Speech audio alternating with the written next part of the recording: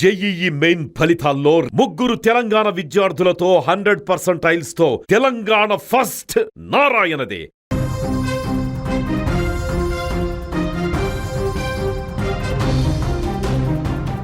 స్నేహం అంటే ప్రాణాలు ఇవ్వడం అనుకున్నాడు యువకుడు. కానీ అదే స్నేహం తన ప్రాణాలు తీస్తుందని ఊహించలేకపోయాడు.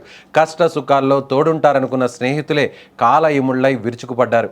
చిన్న బైక్ తాళం చెవి, ఒక నిమిషం పాటు ఆపుకోలేని ఆవేశం, చివరకు ఒక నిమిషం క్రితం వరకు కలిసి నవ్వుకున్న స్నేహితుడిని శవంగా మార్చేశాయి.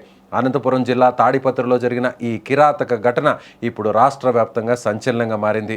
అనంతపురం జిల్లా తాడిపత్రి పట్టణానికి చెందిన అబ్దుల్లా, గౌస్, కార్తికులు స్నేహితులు ముగ్గురు కలిసి ఆదివారం సాయంత్రం సరదాగా గడిపారు. అయితే అంతా బానే ఉందనుకున్న తరుణంలో ఓ చిన్న బైక్ తాళం చెవి వారి మధ్య చిచ్చు పెట్టేసింది. అబ్దుల్లాకు చెందిన బైక్ని స్నేహితులు కింద పడేశారు. దీంతో నా తాళం చెవి ఎందుకు పడేశావు అని అబ్దుల్లా ప్రశ్నించాడు. అదే ప్రశ్న వారి మధ్య మాట పెరగడానికి కారణమైంది. చిన్నగా మొదలైన వాగ్వాదం క్షణాల్లో పెను విషాదానికి దారితీసింది. దీంతో ఆవేశానికి లోనైన గౌస్, కార్తికులు పక్కనే ఉన్న పదునైన నాపరాలతో అబ్దుల్లా తల, ఇతర భాగాలపై విచక్షణ రహితంగా దాడి చేశారు. ఈ దాడిలో తీవ్ర గాయాల పాలైన అబ్దుల్లా అధిక రక్తస్రావంతో అక్కడికక్కడే కుప్పకూలి మృతి చెందాడు. ఇక సమాచారం అందుకున్న వెంటనే తాడిపత్రి పట్టణ పోలీసులు ఘటనా స్థలానికి చేరుకున్నారు. అప్పటికే అబ్దుల్లా మృతి చెందాడు.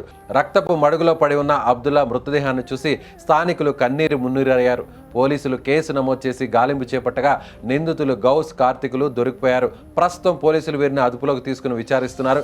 ఈ ఘటనతో బంకమట్టి కాలనీలో విషాద ఛాయలు అలుముకున్నాయి.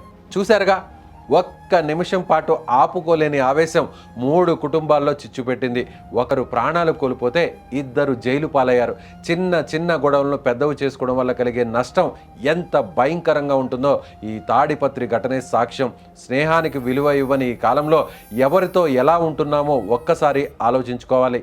ఏది ఏమైనా ప్రస్తుతం ఈ దారుణ ఘటన స్థానికులను భయాందోళనకు గురిచేస్తోంది.